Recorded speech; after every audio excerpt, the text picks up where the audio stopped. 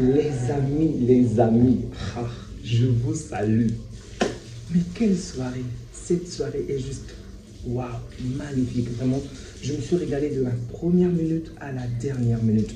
C'était pas toujours facile, ok? On a eu des moments de baisse, mais dans l'ensemble, on a été bon du début jusqu'à la fin. Salut à tous, j'espère que vous allez bien. Donc, je vais vous parler du match de Barcelone contre Villarreal. Nous avons joué au stade de la Ceramica. Vous savez de quelle manière les matchs contre Villarreal ne sont pas évidents. C'est vrai que généralement, contre nous, ou encore Gamper, c'est beaucoup plus compliqué. Mais à la Ceramica aussi, c'est pas du tout facile parce qu'ils ont tout le soutien de leurs supporters derrière eux. Mais nous avons tenu bon et nous avons vaincu. La mauvaise nouvelle de la soirée, c'est Ter Stegen qui sera certainement absent pour de nombreuses semaines. Apparemment, il y aura un potentiel levier qui sera réalisé pour prendre une autre personne à sa place, enregistrer une autre personne, un autre joueur à sa place, puisque la période d'attente sera quand même assez longue, malheureusement pour nous. Donc c'est ça la mauvaise nouvelle de la soirée. Ter Stegen qui jusque-là a réalisé un très bon match avec au moins 2 ou 3 arrêts décisifs lors de la première période. Malheureusement, qui sort suite à une blessure. C'est vrai que le match passé, j'étais en colère contre lui puisqu'il avait fait un mauvais match. Je le répète encore, je n'ai aucun problème contre qui que ce soit, contre un quelconque club ou un quelconque joueur, mais j'ai fait des débriefings à chaud, c'est par rapport à ce qui se passe. Donc, j'étais en colère contre Ter Stegen parce qu'il avait fait un match catastrophique, un match vraiment nul. Mais aujourd'hui, il sortait vraiment des performances XXL et donc c'est vraiment à souligner. Malheureusement, il est sorti suite à une blessure. Donc, je souhaite à Ter Stegen un prompt rétablissement, qu'il se sente en forme, qu'il revienne plus fort et qu'il nous fasse gagner des trophées. Maintenant que j'ai parlé de Ter Stegen, revenons sur nos joueurs, nos attaquants, nos grands joueurs. Mais Yamal. Qui est ce garçon vraiment? Qui est comparable à ce Yamal? Ce mec est inestimable, inégalable, incontournable. Il est incroyable, il est épatant. En fait, il est si jeune, il est si petit, il est tout petit. Mais ce qu'il fait est waouh. Il oublie qu'en face de lui, il y a des papas. Il y a des papas en face de lui. Il y a des gens qui sont mariés, qui ont des enfants, qui ont peut-être son âge ou plus grand que lui. Mais c'est pas possible qu'il fasse ce genre de choses. Et un peu de respect à ces grandes personnes. Yamal n'est pas respectueux. Il n'est pas respectueux, le mec. Mais il a failli tuer les défenseurs adverses. J'ai eu pitié à un moment des défenseurs adverses. Je me suis dit, mec, en face de toi, tu as des papas des gens. Tu as des papas des gens. Tu ne peux pas faire certaines choses. En fait, en regardant le match et ce que Yamal faisait, je me suis souvenu d'une anecdote de Messi et Yaya Touré.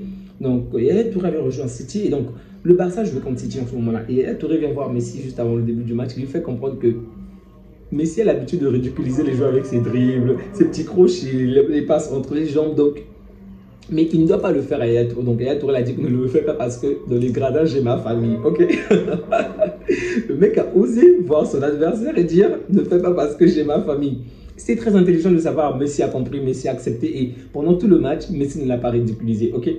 Et donc, Yamal devrait faire certaines choses avec ces papas-là. Parce qu'en face de lui, il y a des pères de famille. Tu ne peux pas les ridiculiser devant leur famille, devant leurs enfants. C'est pas correct. Bref. Yamal a une fois encore été mortel, vraiment exceptionnel. À côté de Yamal, on avait un Lewandowski. On a besoin de ce genre de joueur dans ce genre de match. Lorsque tout est compliqué, lorsque l'adversaire est teigneux, hargneux, compliqué, on a besoin d'un Lewandowski qui brise, qui casse. Le match était compliqué, il a marqué le premier but, il a marqué le deuxième but, il nous a rassurés. C'est ça le Lewandowski dont on a besoin. On n'a pas besoin d'un gars qui se met au fond du poteau. On n'a pas besoin d'un gars qui est loin du gardien adverse. On a besoin que tu sois collé au gardien adverse. Que tu lui fasses tout le temps des coucous. C'est de ça dont on a besoin. Ok, lorsqu'il y a Fermin Lopez, ok, lorsqu'il y a Olmo, tu peux reculer un peu et participer dans le jeu. Mais lorsque ces deux joueurs très offensifs ne sont pas là, on a besoin d'un Lewandowski juste devant le gardien adverse. Vraiment juste devant le gardien adverse. Et c'est ce qu'il a fait aujourd'hui. Il a été décisif. Et mec, tu mérites largement d'être le Pichichi de cette saison. Pas de penalty, pas de trucage, pas de quoi que ce soit comme les voisins. Lewandowski, doublé de Lewandowski, très beau. Mais que dire de Rafinha, tu n'es pas comparable à Ronaldinho. Tu n'es pas comme Neymar, encore moins comme Robinho. Mais tu es Rafinha. Bref, en fait, Rafinha m'a toujours posé problème parce que pour moi, c'est une anomalie par rapport aux autres Brésiliens. Ok, j'ai vu des gars comme Ronaldinho effacer les défenseurs, dribbler, faire des gestes techniques exceptionnels. J'ai vu Neymar me faire sauter de ma chaise. Donc, Rafinha, pour moi, a toujours été une anomalie parce qu'il ne dribble pas vraiment. C'est compliqué, mais ce qu'il fait depuis la fin de la saison dernière et le début de cette saison me fait taire. Vraiment, la saison dernière, j'étais en colère contre lui. Il y avait pas mal de choses contre lui, mais là, il me fait comprendre que oui, c'est un Brésilien. Peut-être pas au niveau de Messi, peut-être pas au niveau de Ronaldinho ou de Neymar, mais c'est un Brésilien et il mérite qu'on le respecte. Vraiment, bravo à Rafinha une fois encore. Excellent match. Mais de tous ces bons joueurs, je précise que le match était trop bon. Trop bon. Et l'adversaire a été de qualité. Ils ont vraiment bien joué. Ils auraient pu marquer 3 buts. Heureusement pour nous, il y a eu des hors-jeux.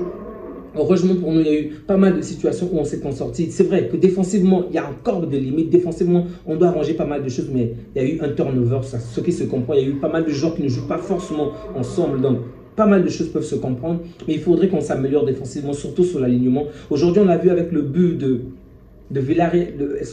Le but de Villarreal. Donc, c'était un mauvais alignement de Pablo Torre, sauf erreur de ma part. Pablo Torre, Eric Garcia. Donc, il faut vraiment qu'on s'améliore pour qu'on ne commette plus ce genre de choses. Mais on était très haut, très haut, donc c'était facile à l'adversaire de se retrouver facilement dans notre dos. Sur ce point, on doit vraiment s'améliorer, mais dans l'ensemble, je pense que c'était assez bon, assez carré. Je ne suis pas encore assuré par rapport à Peña, ok. Inaki Peña ne me rassure pas. L'année dernière, la saison dernière, il faisait de très bonnes choses au début, mais après, c'était du n'importe quoi jusqu'à ce que Ter Stegen revienne, donc il ne me rassure pas du tout. Bref, j'espère qu'il va s'améliorer et que... Et en tout cas, qu'on pourra vraiment compter sur lui. Okay, en tout cas, on pourra vraiment compter sur lui. De l'autre côté, on va parler du milieu du terrain, bien évidemment, mais Pedri. Mais Pedri est exceptionnel. Pedri est magique. Pedri est... Waouh! Les mots me manquent pour exprimer le talent de Pedri, pour exprimer la beauté de Pedri, pour exprimer vraiment ce que Pedri est. Il est juste incomparable. Vraiment, ce garçon-là est si talentueux. C'est vrai, il nous a mis en danger à un moment du match. Mais dans l'ensemble, le match qu'il fait aujourd'hui est grotesque. Bravo à Pedri. Pedri n'était pas seul. Non, il n'était pas seul. Il était accompagné d'un joueur talentueux, d'un jeune joueur talentueux qui n'a pas eu énormément de temps de jeu, qu'on avait prêté, mais cette saison, il est là. Et il fait de bonnes choses. On t'accorde un petit temps de jeu et tu nous sors ce match. Tu es buteur et 2 fois passeur. Mais qui es-tu, Pablo Torre? Qui es-tu, Pablo? Pablo, qu'est-ce que tu fais? Mais le match de Pablo est juste mortel. Vraiment, le match de Pablo est vraiment un excellent match. Mais la passe qu'il fait à Lewandowski, combien de jeunes auraient fait cette passe-là? Combien de jeunes auraient fait la passe à Lewandowski?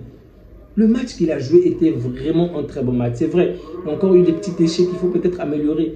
Par exemple, lorsqu'il y a eu de très bonnes combinaisons de talonnades, de passes, il y a eu un bon triangle entre Yamal, Lewandowski, Pedri. Ensuite, lui, il s'est ajouté, mais la balle n'était pas bien, sa passe n'était pas très bonne. Il y a encore pas mal de choses à faire, mais il est très bon. Et pour moi, aujourd'hui, c'est l'homme du match. Je n'ai pas vu qu'il était élu homme du match, ok?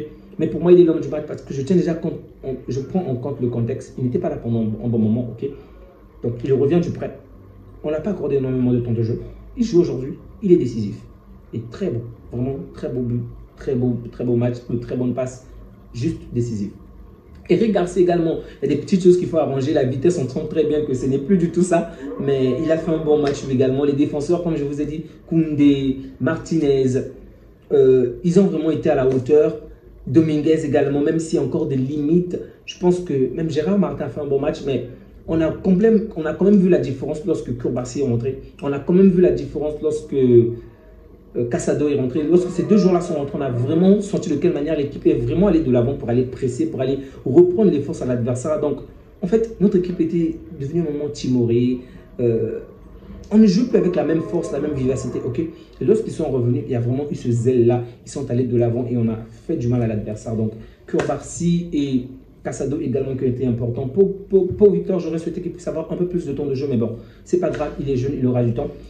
J'espère également que Ansu Fati se rétablit, qu'il va reprendre des forces et qu'il va revenir plus fort. J'aurais souhaité qu'il joue aujourd'hui, qu'il marque pour qu'il soit en confiance, étant donné que le match était déjà, on va dire, en notre avantage.